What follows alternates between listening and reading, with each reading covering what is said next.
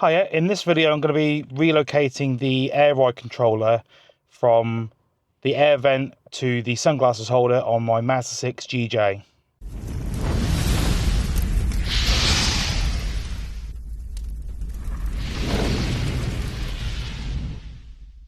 So the air ride controller is currently on a air vent phone holder mount, and then the wire tucked in the glove box. So the plan is, if the cable isn't long enough, I'll need to cut and extend it, but I'm going to route the cable up the A-pillar along the roof, and then this sunglasses holder, I'm going to mount it there.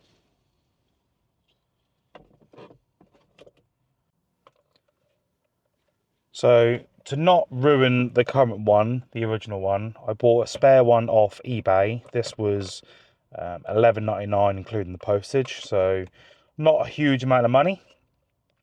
So the plan is to mount it inside of there.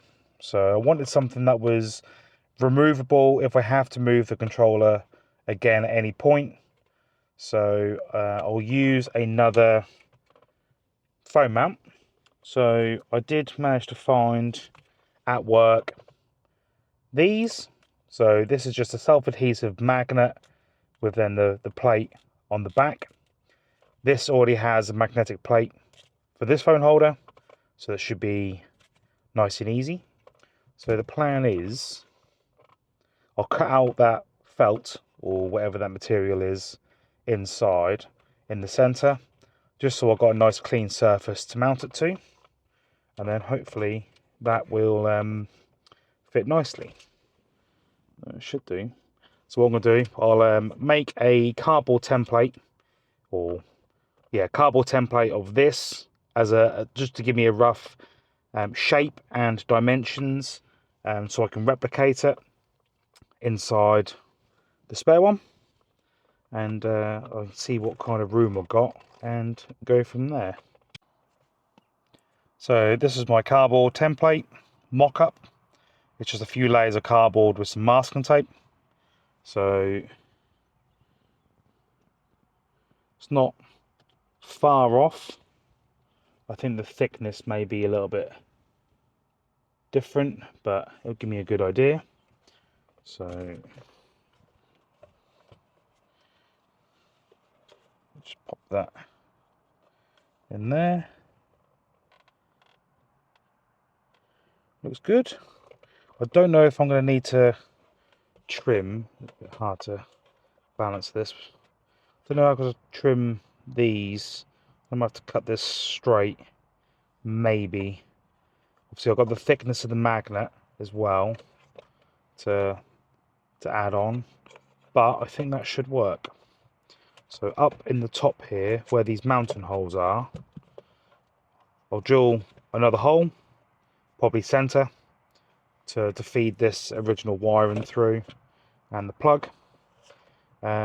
Make sure it's got enough slack so when this open and closes, the cable's not going to get too tight. And yeah, we shall see how it gets on. So with the controller removed out of the car, I did move the plug to the left hand side of the dash and replugged it in and routed the wiring up just to see how far this original wiring went. So from the controller down to where I put this masking tape to the end here is the length of cable that I need to extend it by. So there's only 3 wires by the looks of it, so nice and simple. I'll drill a hole in the center and we can start mounting it.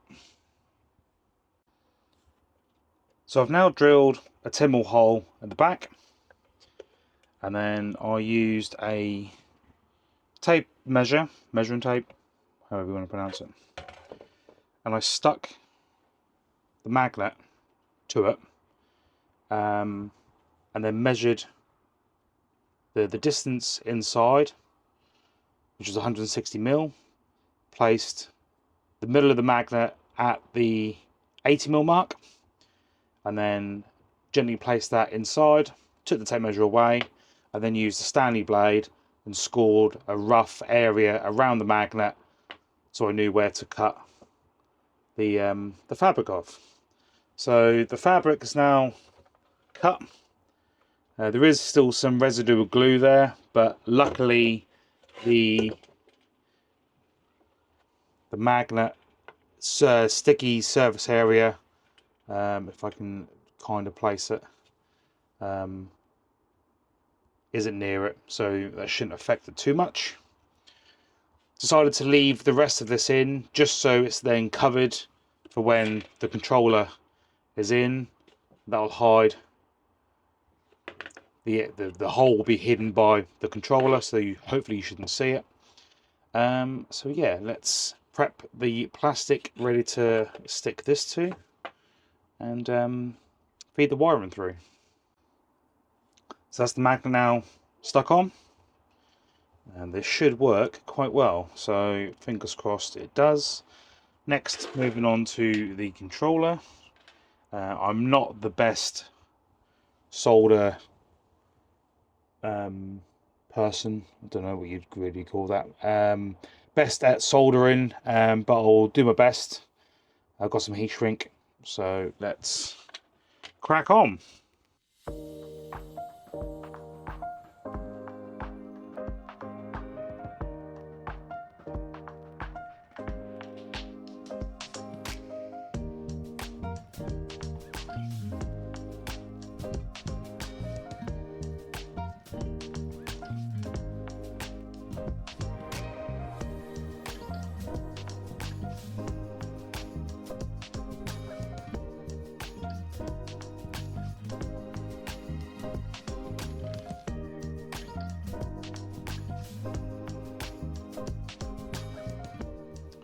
Apologies, I thought I'd hit record again to do the last 3 solders, but it turned out I didn't.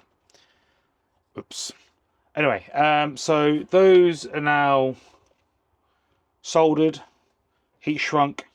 Before I make this all pretty and insulated and covered and whatnot, I will just go back to the car and make sure that this works first.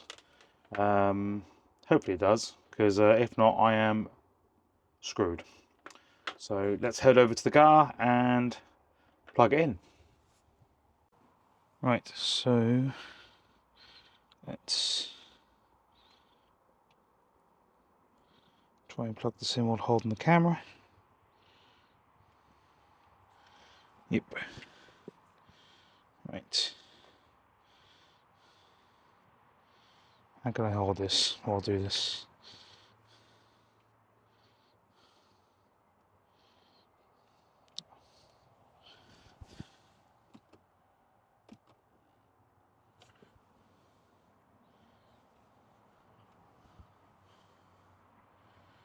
Display comes on, that's handy.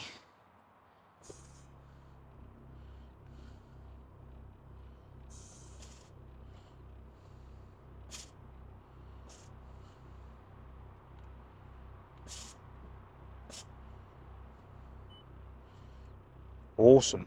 Right, so at least that works. I can now turn the ignition off, disconnect it, make it look all pretty, and then I'll have to route it from the top first, because if not, that is not going to fit through the hole. So yes, let's head back to the shed and get this insulated.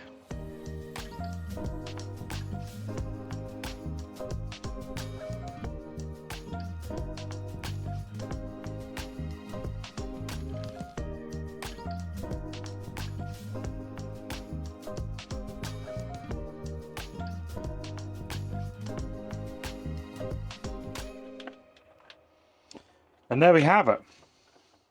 It's all Tessa taped nice and neatly. Yeah, let's try and fit this, try and make some space. Let's feed this through here.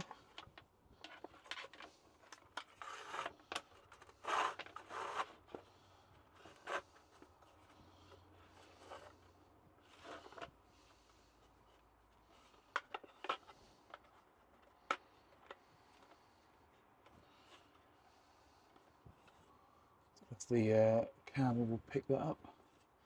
Here we go. I think that's a little bit better. Oh no. Right, issue. With the cable at the very back here, it's trying to bend at a 90-degree angle. So may have to remove this original plate.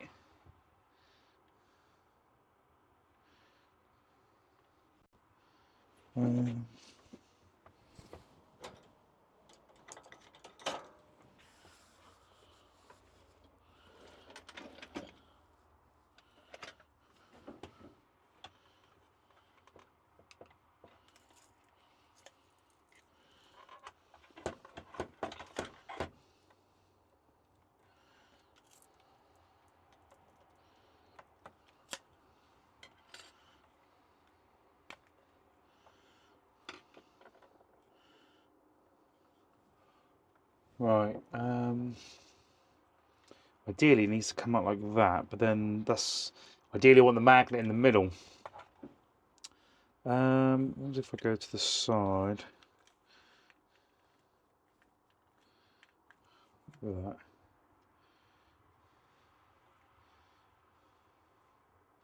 So coming. Let's just try this.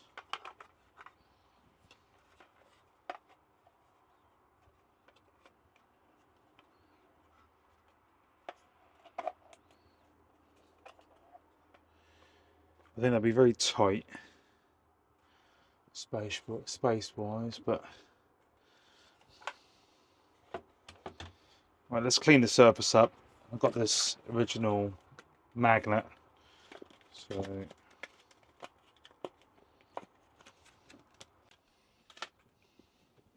just here. So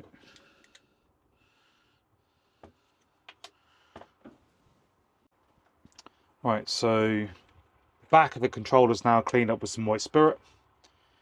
The new magnetic plate is now on. So let's feed that through. So I need to try and get this controller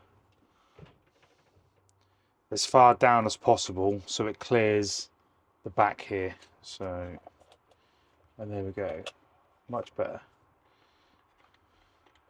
My concern was I didn't want the controller rocking in the mount when pushing the buttons, but that seems to be okay. I think as long as I leave enough slack of the cable when I fit it, just to allow for the hinge, that should be okay. But ideally I wanted the cable completely hidden, but I don't think that's going to be possible in all fairness. But I'm glad I didn't cut this, because that works quite well. Might be a little bit awkward with these bottom corner buttons, but yeah, very happy with that. Let's get this installed in the car. Right, so those screws are removed. It should just be easy as that. A couple of plugs for the lights and direct swap over. So the replacement panel is now in. Wiring's now fed through. I did remove this screw on the sun visor just to allow the headliner to pull down a bit more. Tucked in behind the A-pillar, down the A-pillar, and then the plug is about halfway down. So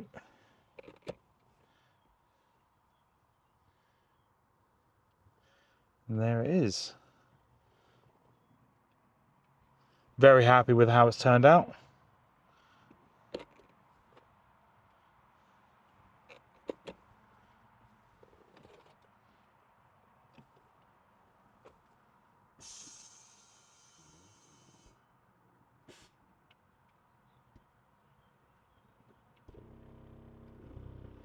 Excuse the vibration, that's still on the to-do list.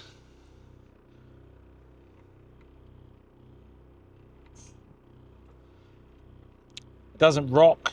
It's quite sturdy still. So yeah, very happy with how it is.